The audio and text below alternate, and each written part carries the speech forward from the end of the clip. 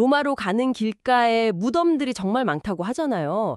근데 그중에서 유독 눈에 띄는 무덤이 하나 있다면서요. 황제나 장군이 아니라 제빵사 마르쿠스 베르길리우스 에우리사케스. 이름도 좀 기네요. 이 사람 무덤이라고요? 네, 맞습니다. 원래 노예였다가 해방돼서 크게 성공한 인물인데요. 자기 무덤을 그 빵 만드는 과정, 그걸 조각해서 아주 화려하게 꾸몄어요. 와, 빵 만드는 과정으로요? 검 대신 뭐랄까 반죽칼로 성공한 사람이네요. 그렇죠. 그 무덤을 보면 로마라는 이 거대한 제국이 그냥 소수의 유명한 사람들만으로 이뤄진 게 아니라는 걸 아주 잘 보여줍니다. 이름 없는 수많은 보통 사람들의 그 노동, 그게 기반이었던 거죠. 아, 그러네요. 네. 흔히 로마 하면 뭐 군인, 원로원, 의원 이런 이미지가 강한데 사실 대다수 로마인들의 삶은 그런 모습과는 좀 거리가 있었어요. 그럼 그 평범한 로마인들은 매일 뭘 하면서 살았을까요? 일상이 어땠을지 궁금한데요. 네, 그래서 오늘 여러분께서 보내주신 자료들을 보면서 공화정 시대부터 제국 시대까지 역사책에는 잘 안 나오는 그 보통 로마인들의 어쩌면 치열했을 삶 속으로 한번 들어가 보려고 합니다. 좋습니다. 로마 사회의 진짜 동력이었던 보통 사람들, 그들의 일과 삶, 오늘 제대로 한번 파헤쳐 보죠. 자료를 보니까 정말 흥미로운 게 많더라고요. 특히 로마인들이 일 자체를 어떻게 생각했는지 이게 좀 궁금해지는데요. 아, 그 부분 중요하죠. 로마 엘리트 계층에게는 오티움이랑 네고티움 이 두 가지 개념이 아주 중요했습니다.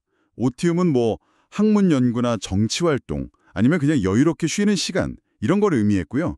상당히 귀족적인 이상으로 여겨졌죠. 그럼 네고티움은 반대겠네요. 네, 말 그대로 오티움이 아닌 것, 그러니까 생계를 위한 노동이나 사업 활동을 뜻했어요.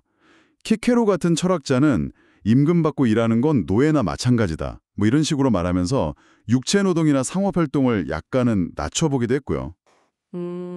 귀족들은 그렇게 생각했을지 몰라도 당장 먹고 살아야 하는 대다수 로마인들한테는 그 네고티움이 그냥 현실 그 자체였겠네요.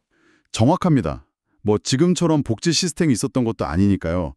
로마시에서 가난한 사람들한테 곡물을 좀 나눠주긴 했지만 그걸로는 턱없이 부족했죠. 그러니까 일하지 않으면 그냥 굶은 거였어요.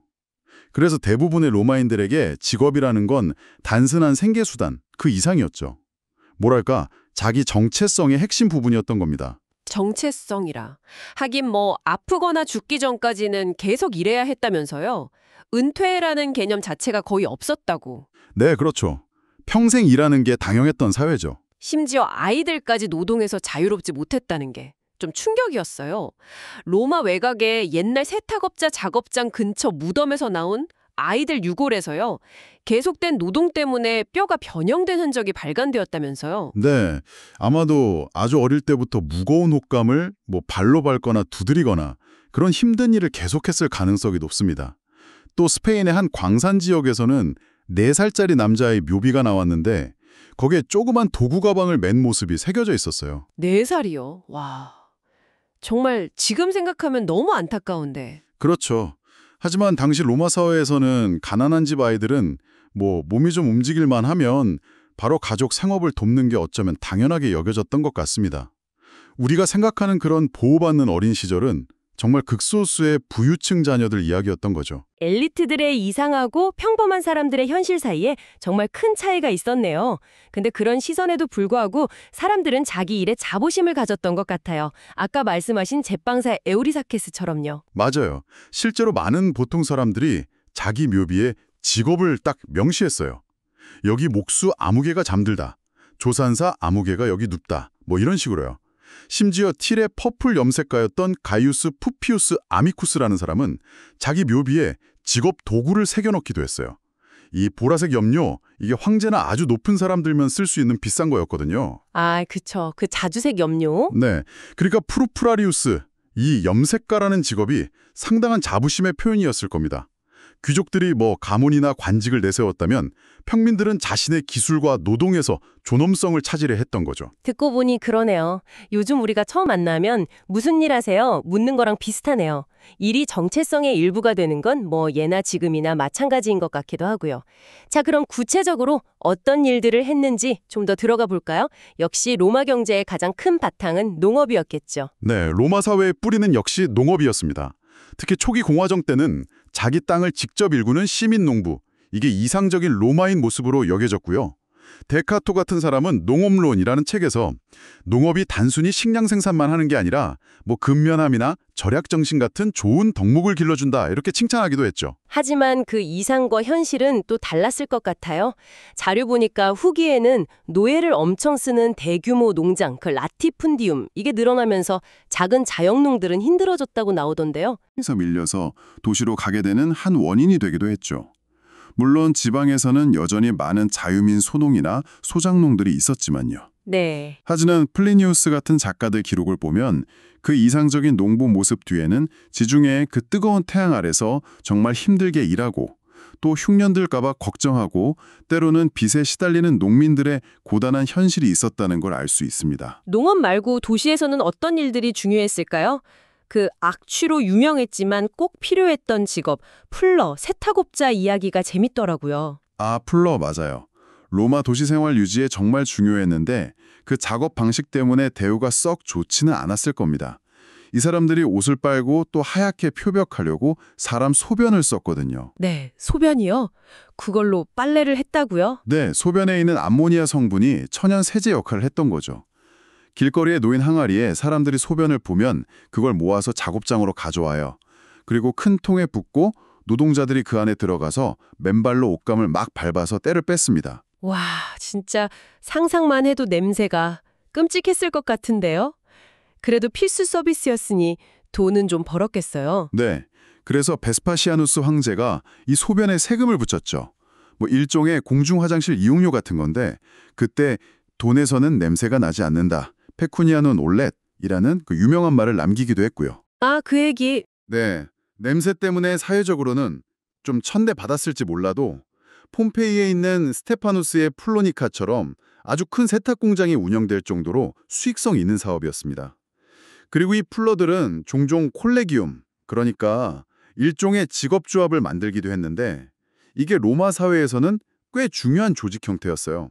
콜레기움이요? 그건 뭐 중세 길드 같은 건가요? 비슷합니다. 같은 직업 가진 사람들이 모여서 서로 돕고 공동 이익도 챙기고 때로는 뭐 종교활동도 같이 하는 그런 조직이었어요. 근데 이게 후기 제정 시대로 가면 국가가 이 콜레기움을 통제하는 수단이 되기도 합니다.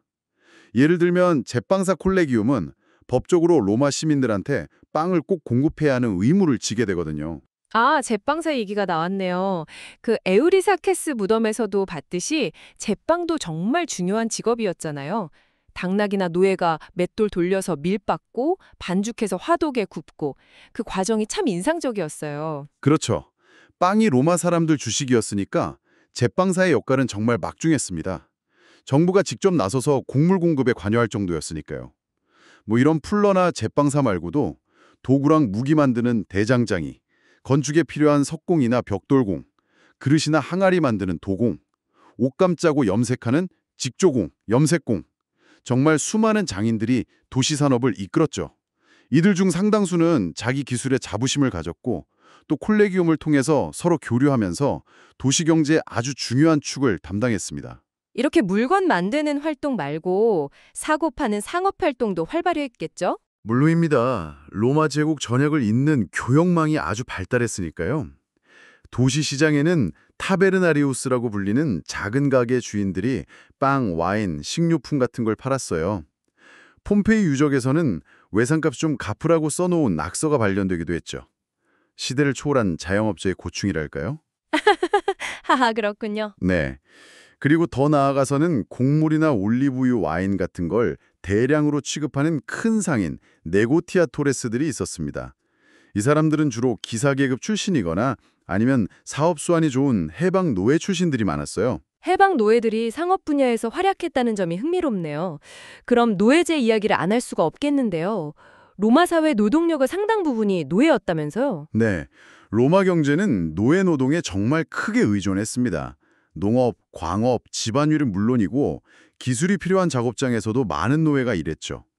일부 교양 있는 노예들은 가정교사나 비서 같은 일을 하기도 했지만 대부분은 정말 열악한 환경에서 강제 노동에 시달렸습니다. 근데 중요한 건 이 노예 노동이 자유민 노동자들하고 경쟁 관계에 있었다는 거예요.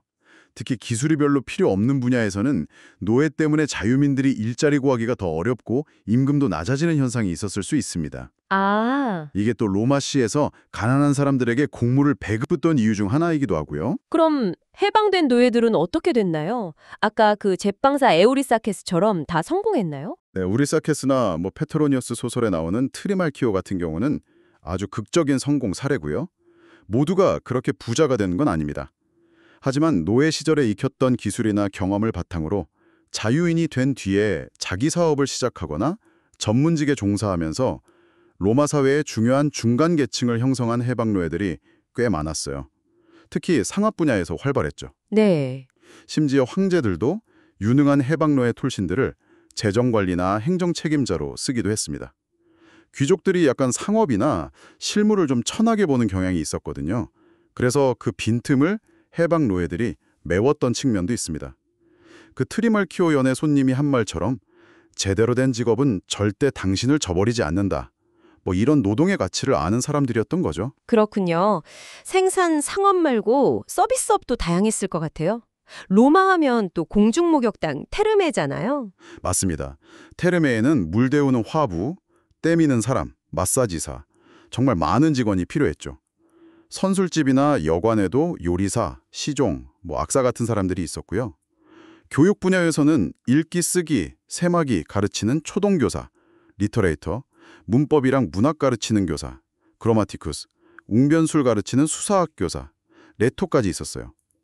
근데 디오클레티아누스 황제의 그 최고 가격령 같은 자료를 보면 아주 고급 수사학 교사를 빼면 교사들 보수가 그렇게 높진 않았던 것 같아요. 의사나 서기 같은 전문직은 어땠어요? 의술은 그리스 사람들이 뛰어나다는 인식이 있어서 그리스 출신 해방 노예나 이민자들이 많았습니다. 실력 있는 의사는 높은 수입이랑 사회적 지위를 얻을 수도 있었고요. 조산사 역시 중요한 역할이었는데 주로 경험 많은 여성들이 맡았죠. 서기는 글 모르는 사람들 편지나 문서 대신 써주거나 점점 커지는 제국 행정을 위해서 기록 관리나 회계 같은 업무를 맡았습니다. 글 아는 사람이 적었던 사회에서는 정말 필수적인 직업이었죠. 와, 정말 직업 종류가 엄청나게 다양했네요. 근데 후기 대정시대로 가면 직업이 막 세습되기도 하고 국가 통제가 심해졌다면서요? 네, 3, 4세기쯤 제국이 여러 위기를 겪으면서 디오클레티아누스 황제 같은 사람들이 사회를 안정시키려고 아주 강력한 통제 정책을 폈습니다. 노동력이 부족해지거나 물가가 오르는 문제에 대처하려고 특정 직업에 종사하는 사람들을 그냥 그 직업에 묶어두려는 시도가 있었죠. 아까 말씀드린 제빵사 콜레기움처럼 국가 운영에 꼭 필요한 직업군에게는 법적인 의무가 주어지고 자녀들도 같은 직업을 이어받도록 강제하는 경향이 나타났습니다. 아, 이건 개인이 비교적 자유롭게 직업을 선택할 수 있었던 초기 제정 시대와는 좀 다른 모습이고요. 중세 사회의 그 길드 체제를 약간 예고하는 측면이 있습니다. 들어보니까 로마 사회를 지탱한 건 결국 그 이름난 영웅들이 아니라 묵묵히 자기 일을 했던 수많은 농부, 장인, 상인, 노동자들이었네요. 엘리트들은 오티움을 이상으로 삼았지만 제국은 결국 네고티움에 종사하는 사람들의 그 땀 위에 서 있었던 거군요. 네, 맞습니다. 특히 어린아이들까지 당연하게 노동에 참여했던 모습은 오늘날 관점에서 보면 참 낯설게 느껴집니다. 그렇죠. 이런 평범한 사람들의 삶과 노동을 이해하는 것이야말로 로마 사회를 정말 깊이 있게 파악하는 열쇠라고 할 수 있습니다. 화려한 문헌 기록 그 뒤편에서 고고학 발굴을 통해 드러나는 이들의 소박한 묘비명이나 작업 도구, 생활의 흔적들이 로마 역사의 비어있는 페이지를 채워주고 있는 거죠. 에우리사케스의 무덤처럼 그들은 자신의 노동을 통해서 정체성을 표현하고 또 역사의 흔적을 남기려고 했던 겁니다. 네, 오늘 로마 시대 보통 사람들의 정말 다양한 직업 세계를 함께 살펴봤는데요. 마지막으로 여러분께 이런 질문을 한번 던져보고 싶습니다. 노동을 통해 자신의 정체성을 드러내면서도 동시에 육체 노동이나 상업 활동은 좀 낮게 보았던 로마 시대의 이 이중적인 시선, 이걸 오늘날 우리가 일과 사회적 지위를 바라보는 방식과 한번 비교해 보면 어떨까요?